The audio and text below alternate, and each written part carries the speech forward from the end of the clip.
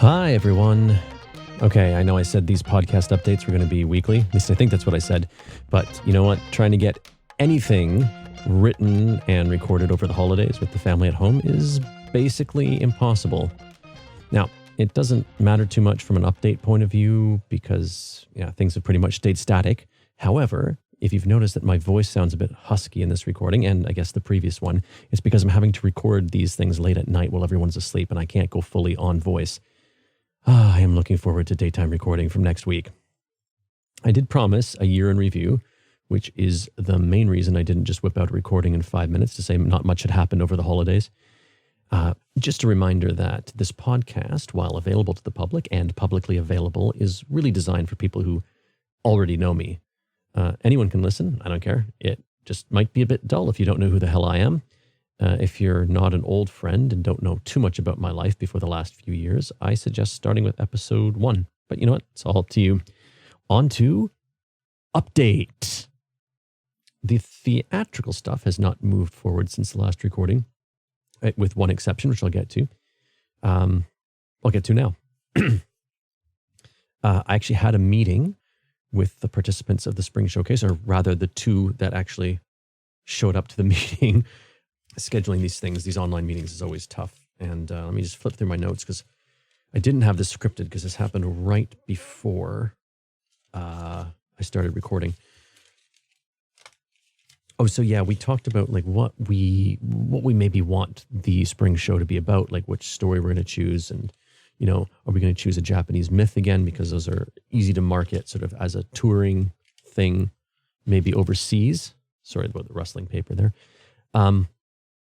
Or are we going to choose something else? And actually, the leading contender right now, I have to say, is Orlando, which is a novella by Virginia Woolf, which I haven't read. I've only seen the movie with Tilda Swinton, so I am going to have to read that for the next time. But we also discussed possibly Frankenstein. We talked about the idea of picking another play that already existed in the public domain and just breaking it apart. In that case, we'd probably want something that had a very recognizable name like Macbeth, Hamlet, and, do the whole like taking a hammer to it thing and adapting it. But I don't think any of us are really super enthused about that right now.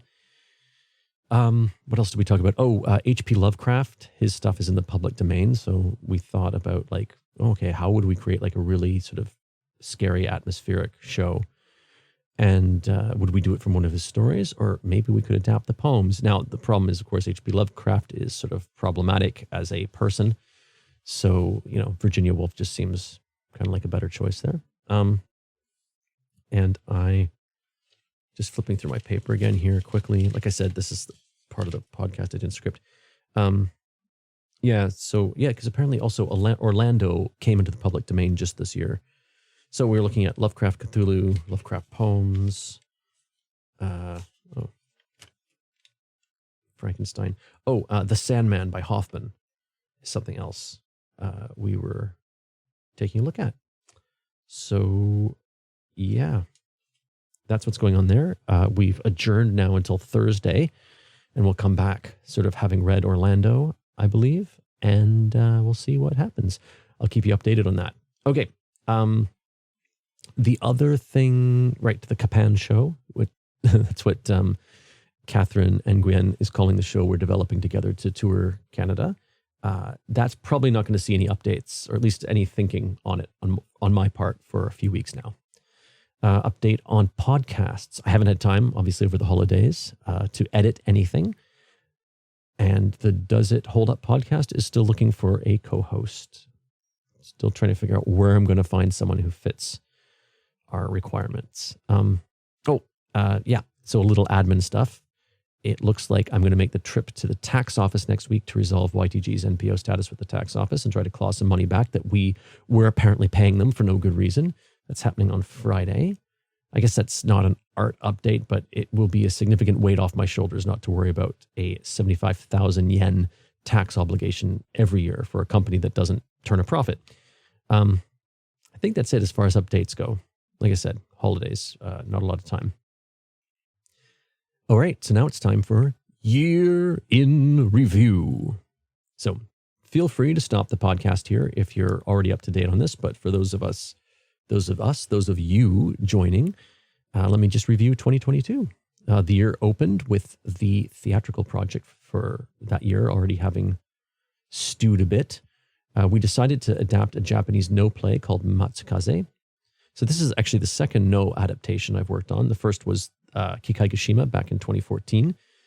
But this one was significantly harder. So this, I don't want to get too in the weeds here, but no plays generally have very little of what we'd call, action. The main story usually centers around a passive character who learns about a story, often through ghosts, and then goes on his merry way. With Kikaigashima, we had an easier time of it because that play, the no play, had been adapted from a story in the Heike Monogatari and had also existed in other forms such as bunraku and kabuki plays. So there was more meat on the bone there, more sort of dramatic stuff, more story to work with. Matsukaze, on the other hand, is really, really, really spare as story goes. So just quick version.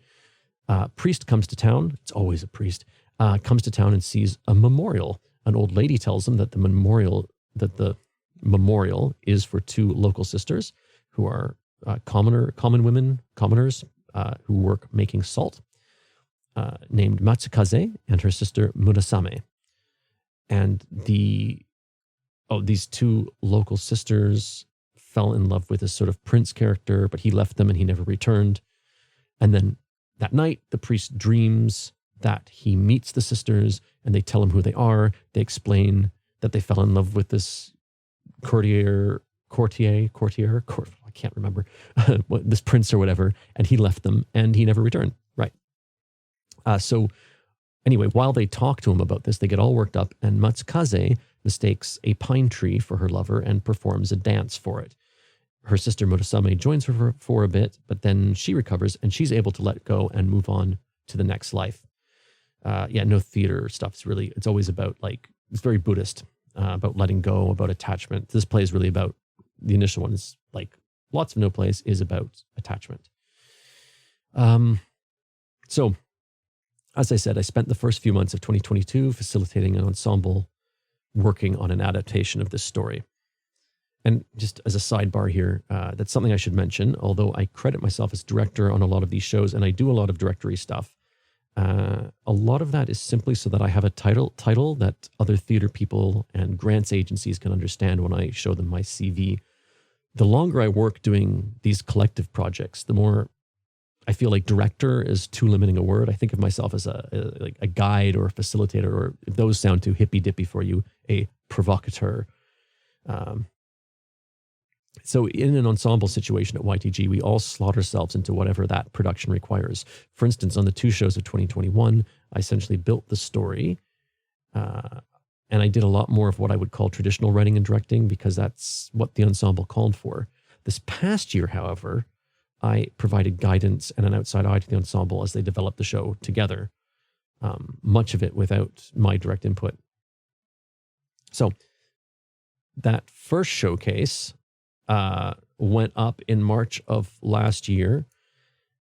I think maybe early April. It was a mix of scenes that had come out of rehearsal. Like every show since the pandemic, I live streamed the performance with no audience in the space physically. I also set up a feedback session afterwards to gauge how well the audience connected to each scene that we presented, and that worked reasonably well. In that showcase, we explored the imagery of the show, including some very striking stuff, I thought. It wasn't a show yet, but it was great to sort of dig into it and experiment. After a month or so and some changes to the ensemble, we moved ahead to work on the main stage version of the show.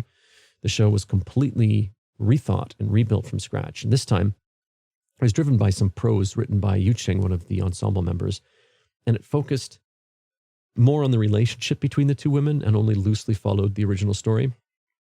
And the summer show was also very technically challenging, and I ended up personally running all the tech except the lights. And I think the live sound. I ran everything except the lights and the live sound. So I ran the live stream feed, the cameras, the video and sound cues, probably a few other things I can't remember. Just an aside here, I really miss the days when I could work just on one aspect of a show. except maybe I'm not sure those days ever really existed. There were a few times when I was, I guess, just an actor, but look, I'll save this line of thought for another episode. This doesn't belong in my year in review. Okay, back to talking about Matsukaze summer show. So creatively on that show, other than running and participating in the rehearsal room sessions, I helped guide the scenes that were created. I edited or rewrote them for theatricality. Also, while showing the set designer through the space, I came up with this weird idea of how to stage the show. I mean, I credit myself with the idea and Gordon, the designer, with telling me that it wasn't an insane idea. But he actually did all the building and the refining. Let's see, what else did I do? Oh, I also guided and coordinated the video, sound, and lighting designers. So anyway, in the end, I was really happy with the summer show. There was some disjointedness. There were some sections I wish we'd filled in a little bit more, and the ending was really arty-farty and open to interpretation and kind of done at the last minute. But I think it was a pretty good show. It was also our first hybrid show, and while we planned for up to 10 people to attend in person per performance, but because there was some doubt, there was like a surge in COVID cases, and I think someone was sick and we weren't sure whether it was COVID or not. So we did invite people to the last minute. So that we usually had like 4 or 5 people in the audience, I'd say on average. I think our biggest show was 8, smallest was 2. So after Matsukaze's August performance, actually I thought it was done for the year for theater, but then I was chatting with Veronika Streltsova from Pro English Theater, and another project just dropped into my lap. So Pro English is the only English language theater group in Ukraine, just sort of give a bit of a background here. And since the invasion last winter, they've been building this sort of loose group confederation of English language theater artists across the world. I think the idea is that this is going to outlast the current war and become an ongoing group, but it's clear that for the moment, they're really trying to just build awareness of Ukraine and the war.